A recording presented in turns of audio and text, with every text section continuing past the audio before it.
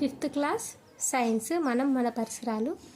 ఇందులో ఫస్ట్ లెసన్లో ఇంపార్టెంట్ చూద్దాం. ఇందులో వెరీ వెరీ ఇంపార్టెంట్ బిట్ అంటే ఇదే. టెట్ అయినా డిఎస్ అయినా ఇందులోకి ఒక మార్క్ ఖచ్చితంగా వస్తుంది. అది ఎలా వస్తుందో నేను చెప్తా. రైతు మిత్రులు ఎవరెవరంటే వానపాము, సాలెపురుగు, చీమ, పాము, ట్రికోగామ. ఇందులో ట్రికోగామ వెరీ వెరీ ఇంపార్టెంట్.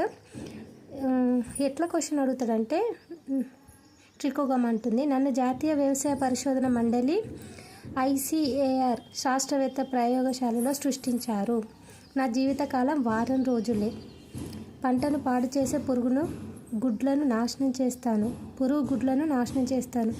రైతులకు నా వంతు మేలు చేస్తాను. ఉంది కదా. ట్రికోగామను ఏ జాతీయ వ్యవసాయ పరిశోధన మండలి శాస్త్రవేత్త ప్రయోగశాలలో సృష్టించారు అంటే ఐసిఏఆర్. ఇంపార్టెంట్. దాని జీవితకాలం ఎంత? వారం రోజులు. అలా క్వశ్చన్ ఫార్మింగ్ ఉంటుంది. సెకండ్, వానపాము ఏం చేస్తుంది? వ్యవసాయ భూముల్లో వ్యర్థ పదార్థాలు తింటాను. నేను విసర్జించే పదార్థం భూమికి బలాన్ని ఇస్తాను. ఎక్కడింపడు నేల గుళ్ళబారి మొక్క వేర్లకు బాగా గాలి లభిస్తుంది వానపాము వల్ల. పంట వేపుగా పెరిగి పంట దిగుబడి పెరుగుతుంది.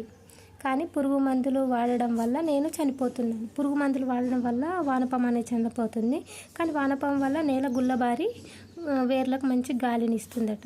సాలెపురుగు పంటలకు హాని చేసే పురుగులను దోమలను వాటి గూటిలో చిక్కుకుంటాయి. పంటను హాని చేసే పురుగులు దోమలు ఉంటాయి కదా, సాలెపురుగు గుళ్ళలో చిక్కుకొని అట్లా పంటకు మేలు చేస్తాయి సాలెపురుగు.